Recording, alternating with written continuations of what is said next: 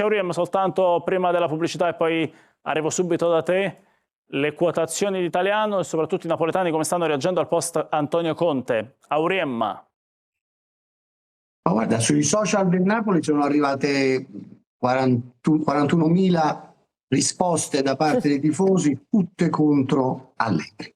Tutte. E io capisco anche perché, ma non perché il napoletano abbia una diffidenza oppure una contrarietà, ma perché capisce, cioè gli piace il calcio giocato in un certo modo. D'altra parte tutti i numeri attestano la precarietà del Milan di Allegri. Per esempio c'è uno studio statistico molto interessante che stabilisce che il Milan di Allegri è la peggior big nel rapporto PPDA, passaggi concessi all'avversario prima di un'azione difensiva, e field tilt, cioè presenza territoriale di una squadra nell'ultimo terzo di campo. In pratica quelle che hanno il dato più alto in questa statistica sono l'Inter, il Como, la Juventus di Spalletti e la Roma, sono le prime 4. Poi c'è il Napoli, l'Atalanta, il Bologna, la Lazio e quindi il Milan. Già questo dato darebbe una idea di come il calcio di Allegri non possa essere, non si possa assolutamente sposare con le idee dei tifosi del Napoli. Ma poi voglio dire a quelli che sostengono che Allegri è l'esperienza ed è l'uomo che potrebbe non contrastare, ma quantomeno contraddire De Laurentiis, ma io tutto sto coraggio di Allegri non è che me lo ricordo. Italiano invece è un uomo solido, è una persona per bene, ma le sue cose le dice sempre. Vabbè, hai già scelto Italiano. Sì. Ma infatti la domanda mia era su Italiano e poi lui ha virato su Allegri. Tu hai già scelto Italiano. Io l'ho fatto su Italiano, Auriem. Posso completare? Sui fatti dico che chi ha paura di un allenatore che non ha grande esperienza, ricordo che l'Inter ha preso Chivu, 13 panchine in Serie A, ha vinto Scudetto e Coppa Italia. L'Arsenal ha preso Arteta, 0 panchine in carriera, per 3 anni allenatore di Guardiola, ha vinto lo Scudetto dopo 20 anni. Il Bayern prende Company, però, esperienza di 2 anni non mi parli di Lukaku e 2 al Barley. Sì, ho capito. Il Bayer Leverkusen prende Xavi Alonso, vince quasi tutto. Il Porto prende Farioli, reduce da un'annata conclusa in maniera shock con l'Ajax, e vince dominando il campionato. Il Tottenham in zona di retrocessione prende De Zerbi, salva gli Spurs. Si potrebbe andare avanti a lungo. Il Cagliari prende Pisacane e si salva, il Parma prende Quenza e si salva. Il calcio sta cambiando. Allenatori come Allegri e Antonio Conte, se non faranno un ricco aggiornamento ai loro metodi, saranno costretti ad uscire dal grande calcio dei grandi club. Anche il Milan sta pensando ad un allenatore non anziano, anzi, per poter rilanciare il club. Allora dico, con tutto il rispetto per Massimiliano Allegri, che comunque negli ultimi anni ha vinto una Coppa Italia come l'ha vinta Vincenzo Italiano, io credo che oggi, se De Laurentiis affida il Napoli a Italiano, che comunque ha avuto una buona esperienza, 5 finali giocate, ha vinto la Coppa Italia con il Bologna dopo 51 anni, lancia calciatori, fa il turnover, che è una cosa fondamentale per i club. Allora io dico che oggi Italiano, se il Napoli non lo prende, rischia di perdere un ottimo profilo che potrebbe andare in altre società e il Napoli non lo prenderebbe più. Ci fermiamo, torniamo tra poco perché Pedro ci dovrà spiegare tutto. Alfredo, dammi solo 3 minuti, vado in fascia pubblicitaria, sono le 23:38, mi racconti del Napoli, del Milan, della Juve, le parole di Comolli, poi andremo da Vittorio De Gaetano e poi te lo faccio subito questo, no, te lo faccio dopo. Da Roma mi stanno massacrando per una cosa che io non ho detto, forse non hanno capito, forse non so. Uno dei tanti messaggi tutti uguali. Verme! Perché non mi spieghi il motivo per il quale la Roma non doveva andare in Champions? Verme, nello sport vince chi merita. Verme, tranne quando c'era la triade della tua amata Juventus. La Juventus mai tifata e mai non ci risulta. Mia. Punto. Sei un verme. Detto questo, fai un altro bianconero. scusate un attimo, io ho detto una cosa, adesso non ricordo se a Sport Italia o nel podcast che faccio con Giorgia Rossi, con Sabatini, con Luca Toni, e ho detto una cosa, penso, e la ripeto, banalissima, stupidissima, ripresa dai siti romani, come vogliono loro ovviamente, ed è passato un concetto completamente diverso.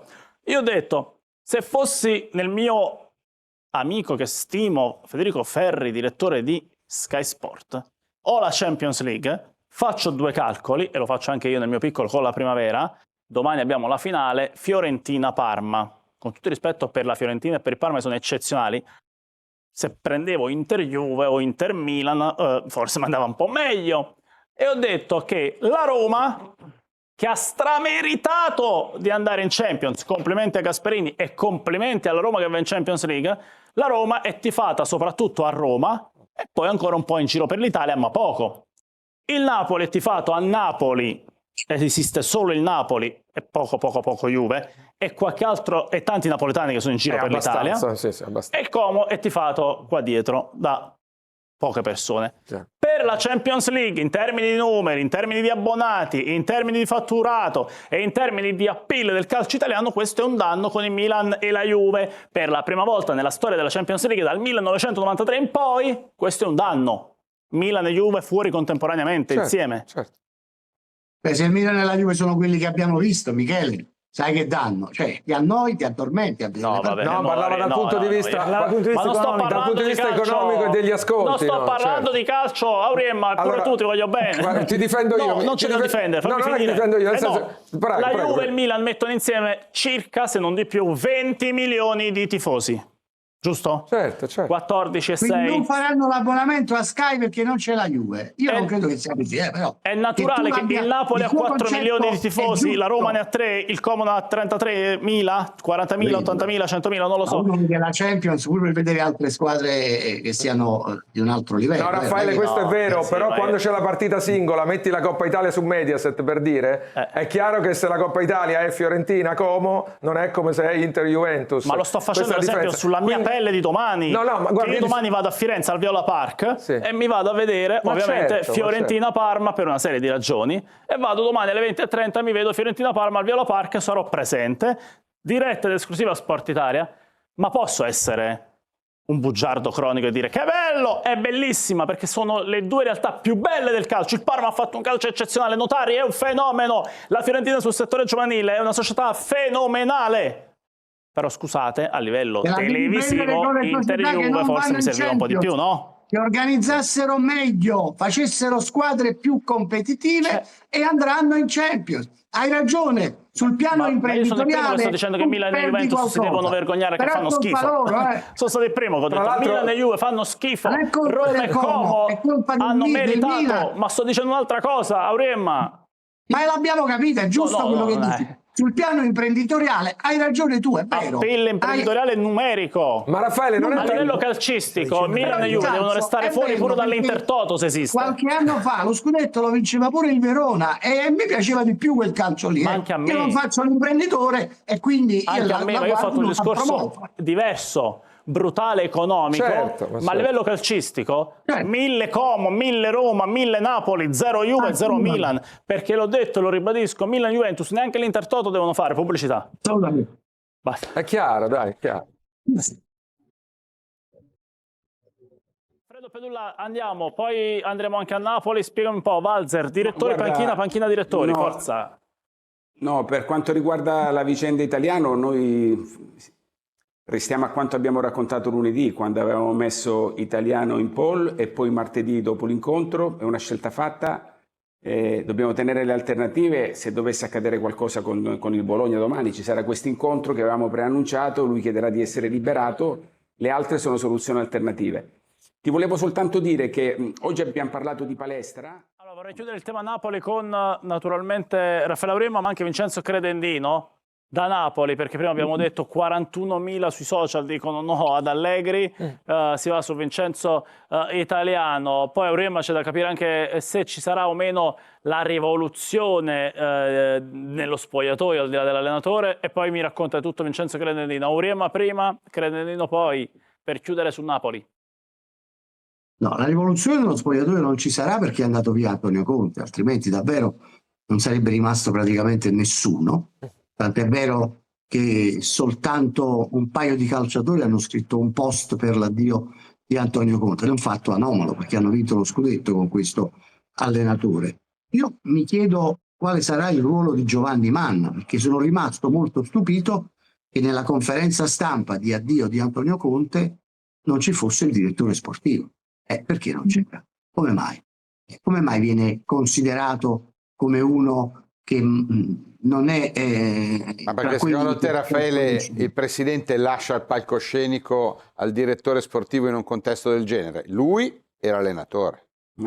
Ci può stare anche lui, magari dice mezza parola e basta, però fallo venire. Cioè fai capire agli altri che conta qualcosa, invece che tutti sappiamo che... Però perdonami, scusami, io sono con Roberto. Eravamo dopo la partita, De Laurentiis voleva giustamente la ribalta e se facciamo una conferenza a 3 o a 4 finiamo dopo domani. Quindi io la penso abbastanza come Roberto, magari in un'altra occasione sì, ma era simposio. Ma come facevi? Facevi un tavolo a 3, ma Manna o qualsiasi altro direttore sportivo facevi un tavolo a 3.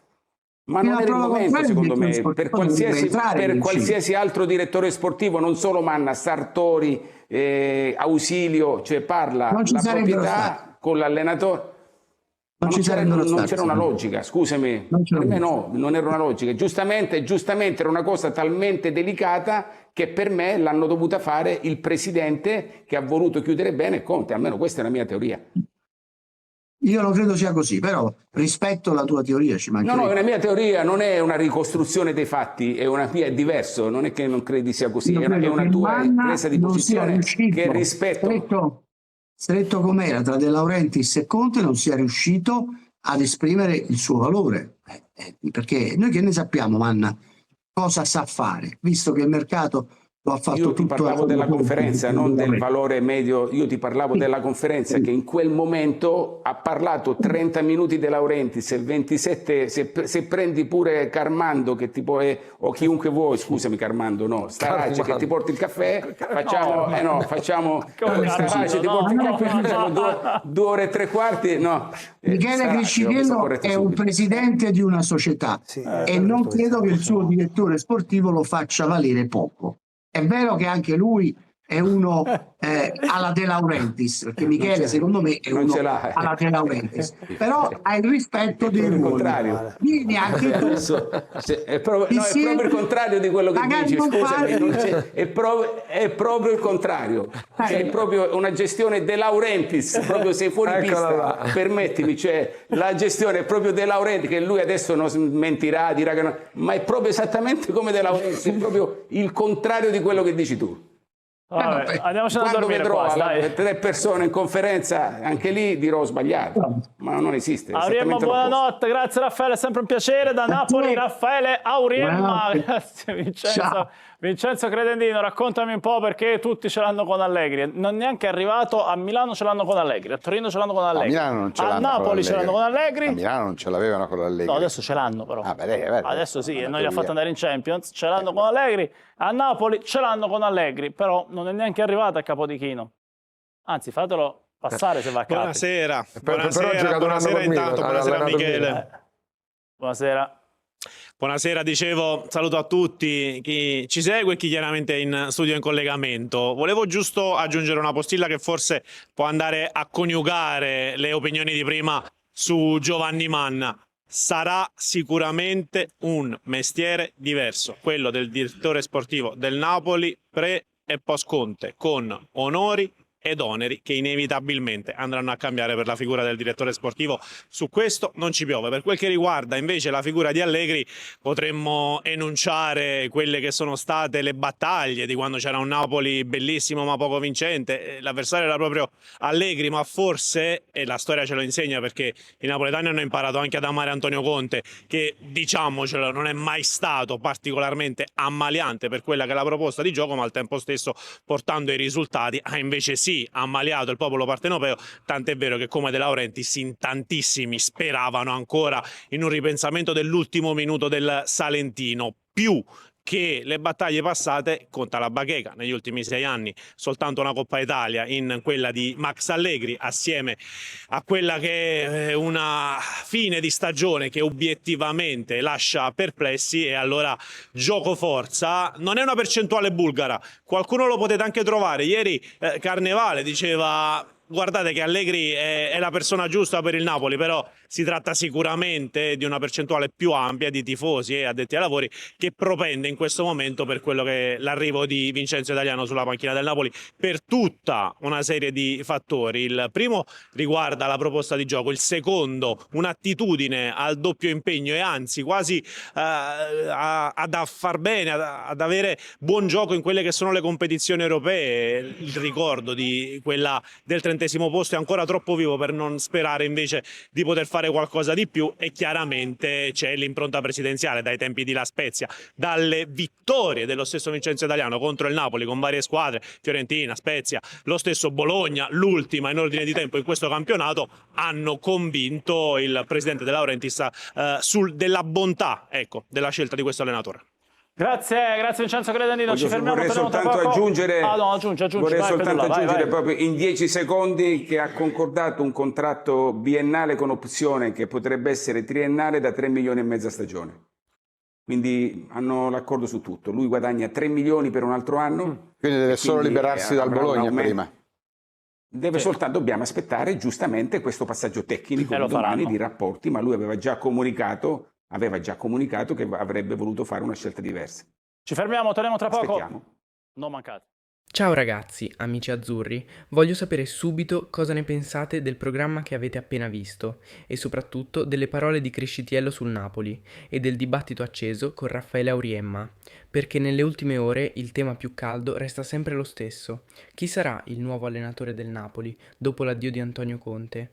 E proprio su questo fronte arrivano novità importanti.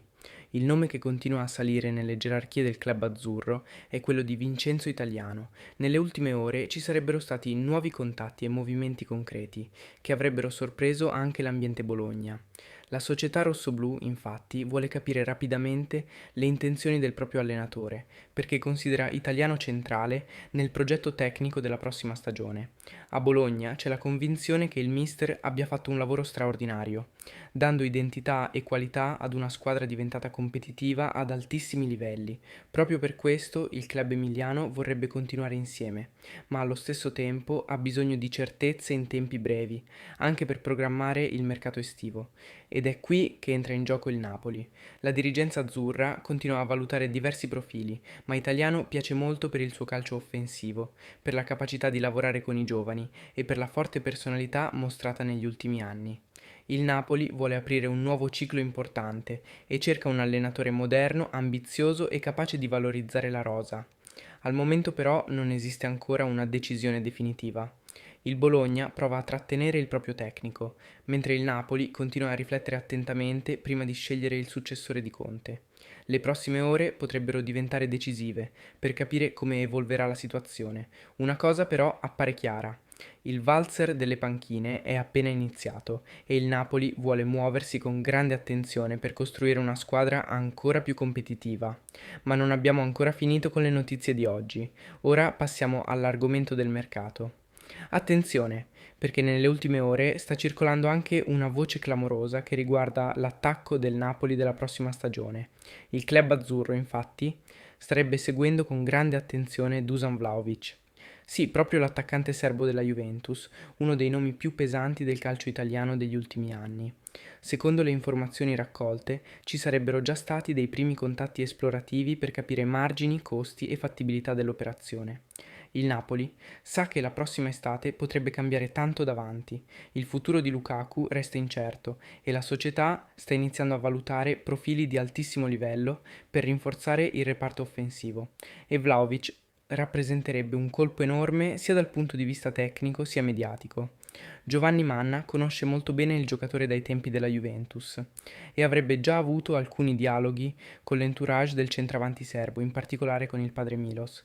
Per adesso siamo ancora nelle fasi iniziali, ma il fatto che il Napoli si stia muovendo fa capire chiaramente quali siano le ambizioni del club per il futuro L'idea sarebbe quella di costruire un Napoli ancora più competitivo, giovane ma con grande qualità internazionale. Certo, non si tratta di un'operazione semplice. Tra ingaggio, costi del cartellino e concorrenza servirà uno sforzo importante, però il Napoli vuole farsi trovare pronto e sta monitorando tutte le possibili occasioni di alto livello sul mercato. Vedremo nelle prossime settimane se questa pista diventerà qualcosa di più concreto, oppure resterà soltanto una suggestione estiva. Ma una cosa è certa, il Napoli si sta già muovendo per costruire una squadra capace di tornare protagonista in Italia e in Europa. E adesso voglio sapere anche il vostro parere. Vi piacerebbe vedere Vlahovic con la maglia del Napoli? Pensate che sarebbe il sostituto giusto per Lukaku? Scrivetemelo nei commenti e naturalmente, se vi piacciono questi aggiornamenti quotidiani sul Napoli, mettete mi piace, iscrivetevi al canale e attivate la campanella per non perdervi tutte le ultime notizie, il calciomercato, le analisi post partita, i dibattiti televisivi e tutto quello che succede ogni giorno nel mondo azzurro. Forza Napoli sempre e tutto per lei.